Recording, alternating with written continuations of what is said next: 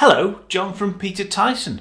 You seem to enjoy my bookshelf speakers for under £1,000 video, so let's do the same, but this time for floor standers. A little bit more tricky this one, so let's see what I've picked and crack on.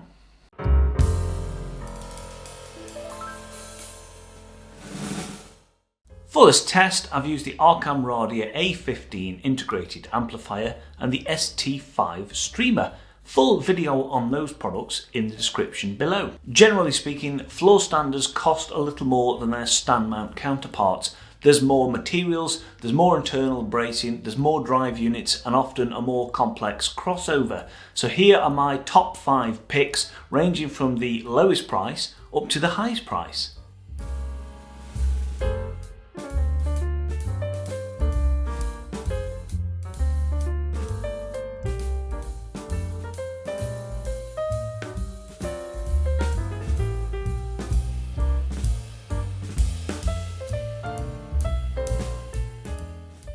So first up, the Wharfedale Diamond 12.3.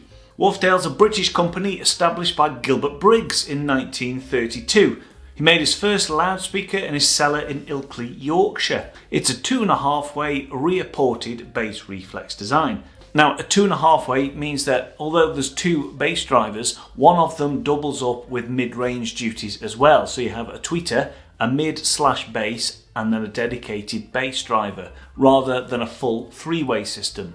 With one 1-inch textile dome tweeter and 2 5-inch advanced PP cone for bass and mid-bass. For the price, the first thing that struck me is the build quality. They're really heavy and solid and well made, and the colour options are really nice too. In terms of sound, they're lively and energetic, and they've got a really refined mid-range. They've got a nice controlled low end, they're nice and tight and refined. They work best slightly away from the wall if you can. Although they're not the deepest here, they're one of the most enjoyable. Something of note too is that they sound really nice at lower volumes, particularly when you partner them with quality electronics like the Arcam. But when you do want to push it a bit and have a little bit of fun, they'll step up to the challenge. They're genuinely very impressive for the price and one of the standout speakers in this whole test. Next up, the Kef Q550. Kef being a British brand established in Maidstone, Kent in 1961. They're very proud of their Uni-Q driver that Kef claims aids dispersion and creates a wider sweet spot. Just like the Wharfedale, the Kef Q550 are a 2.5 way bass reflex design. The 5.25 inch Uni-Q driver deals with some of the bass duties as well as the mid-range. Below lies 3 further 5.25 inch aluminium units. They look the same, but only one is a driven bass woofer. The other 2 are auxiliary bass radiators. Similar to a bass port, they work from the internal air pushed by the back of the driven unit to reinforce low-end bass. Just like the Kef Q350 in the bookshelf speaker video, the Kef Q550 has my least favourite finish here. I'm just not a fan of that vinyl feeling material that the cabinet is covered in. Although I prefer the Q550 to the Q350, the same sort of issues are present for me. I'm just personally not a big fan of the Uni-Q driver's sound. They're very detailed and open, the sweet spot is very wide, the imaging is lovely. They do sound quite nice in a small room, but they do err towards being very lean. There's very little low-end bass. If you are after a clean, unmuddied sound with lots of detail and you want a floor stander in a small room and you've got to mount them close to a wall, then the Kef Q550s might be the ones for you. Next up, the Monitor Audio Bronze 200 6th generation. Monitor Audio are a British brand established in Cambridge in 1972, favouring metal drive units and new technology. It's another 2.5 way design with a rear mounted Hive 2 bass port. There's a 1-inch gold dome tweeter behind the hexagonal pattern dispersion grille, and then there are 2 5.5 inch Secam bass/mid bass drivers. The finish is absolutely lovely. It's possibly the best here. There's good colour choices, they're nice and compact and slim, and they look very sleek and modern. I really like the styling on the Monitor Audio. The sound is, best way to describe it is meaty. It's meaty and impactful, and there's lots of dynamics. Great for movies, rock music, dance music, electronic stuff.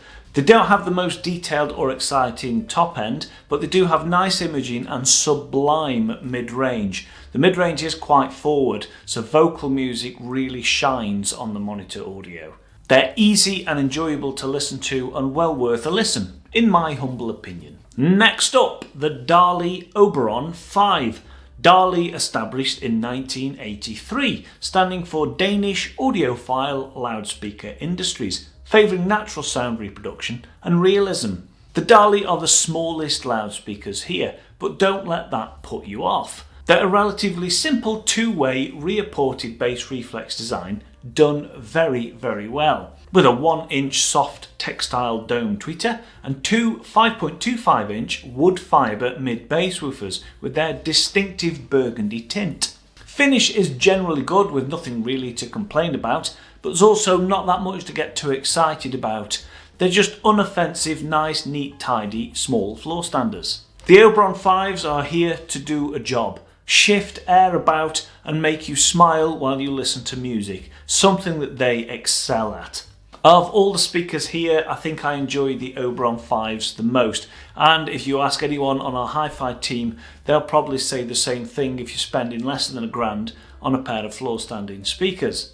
Great imaging, great bass extension and timing, they're just good fun to listen to, and they never fail to surprise me and make me smile with what they can do. They're absolutely incredible for the money. I've heard them batter much more expensive floor standers. I urge you to have a listen to them. Next up, the Q Acoustics Q550. Q Acoustics being a relatively young British speaker manufacturer established in 2006. Making very competitively priced loudspeakers from budget to mid-range offerings. They often punch above their class. The Q550s are a two-way rear-ported bass reflex speaker with a 1-inch decoupled soft dome tweeter and two 5-inch continuous curved cone mid-bass drivers. Build quality is generally very good. I like the look of them and I like the soft curved edges. There are some good colour choices and the cabinet feels dense and well made thanks to a lot of clever internal bracing. This translates to how they sound. Controlled, tight and well balanced. They're probably the most neutral sounding speakers on this whole video. So if you like that sort of neutral sound, that monitor sort of sound, the Q Acoustics may be the ones for you. If anything, they do lean slightly towards being a little bright. They're not particularly bass heavy, but what they do offer is nice and tight and controlled and never fatiguing to listen to. They're incredibly fast and musical in 2-channel, but work just as well for movies in a surround sound setup, particularly if you partner them with the matching 50 series centre, surrounds and subwoofer package.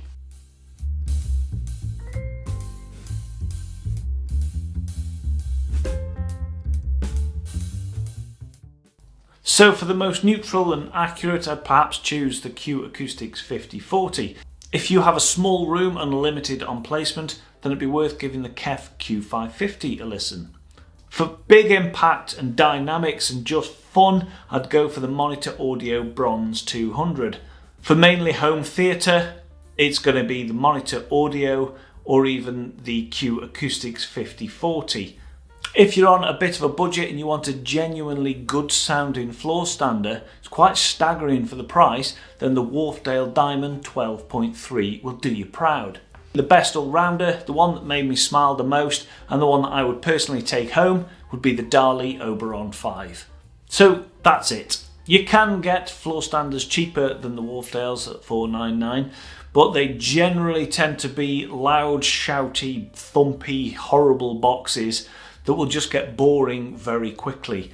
These are my picks if you want to genuinely enjoy your music. Of course, this is just my opinion. I highly encourage you to go and listen for yourself. If you'd like to listen here in Carlisle or at our Newcastle store, the numbers are here if you want to call and arrange a demo.